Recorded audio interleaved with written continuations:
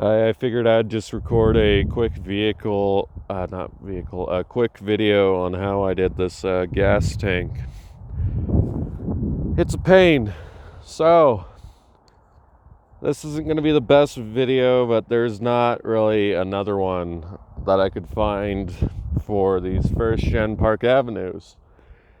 These first gen Park Avenues, they don't have a trap door in the floor. Or at least mine doesn't. Mine is a 94. I know the second gens do. So I made the dumb decision to drop the tank instead of cutting a trap door. Let me get that out first. If you have one of these cars, this one's pretty mint condition and it was my grandma's, so that's why I ended up dropping it. But if you have one of these and you are just looking to change the fuel pump, I'd recommend just cutting a hole, removing the rear seat. It's going to be, you can kind of, so this is contoured to the floor of the car. You see that hump there? And the fuel pump goes to the back. So if you were to remove the rear seat and cut a hole where it arches up and in the middle like that, you'd be able to get to the fuel pump. You know, obviously be careful. You're dealing with gas. Yada yada yada. This isn't a video for beginners. This is just more like, hey, this is how I did it. Don't waste your time. Even though I'm not getting straight to the point. Anyways, so you got to remove the fuel neck. I'm just going off memory here. You have some bolts in here, 3 of them, and then there's another bolt that you have to get to. You remove the inner fender liner. It makes it a lot easier. You have rubber hoses that connects from the metal fuel neck to the tank. You get that out of the way. Next step, I'd recommend, I even recommend, you have to do this, at least on the back end. It'll make it a lot easier.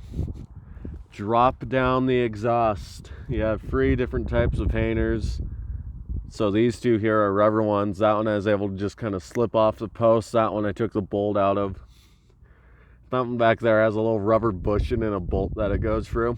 You just loosen up that bolt, get a wrench on the top part of it, and you drop it out.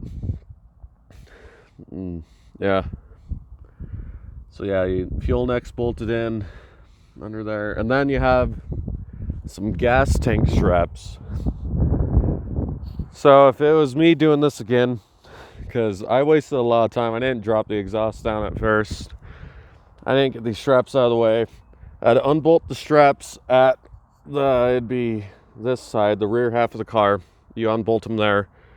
Then they unhook back here. If you can get pressure on the gas tank, but get the straps to hang down and you can manage to unhook them, do that. It makes your job a lot easier.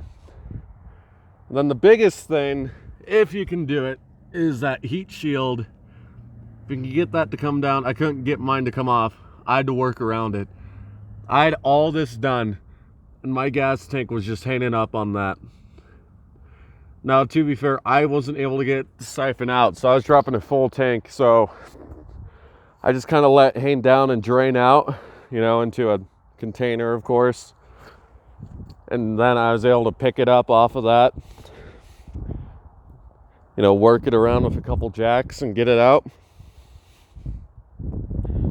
So yeah, kind of shitty video, but it might help someone with this.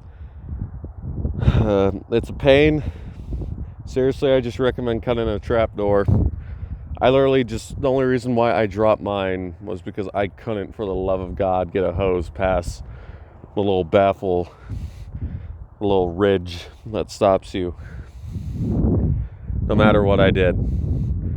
You could probably do it if you were able to get something in there and kind of hold it up to get a siphon hose above that ridge, and then you could siphon out all the gas. But yeah, I dropped mine just so I can drain the gas out. I'm gonna be putting it back in because I had like 8-year-old gas in this, but the pump works fine. It just wouldn't run off the gas that was in it. Oh yeah, and you got this electrical connector right here. There's a little slide thing that you have to slide out. Mine broke. you know, you got that. And also, if you can, unhook your fuel lines before you drop it, or else you're gonna kink one.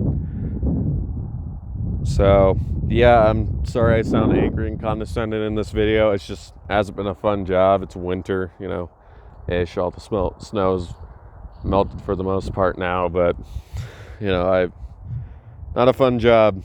Like, if I was doing this again, even though it's my grandma's car, I'd just cut a hole if I had to do the fuel pump at least. Yeah, so that's it, I guess. I think I covered everything. Not scripted, clearly, but I hope it helps someone.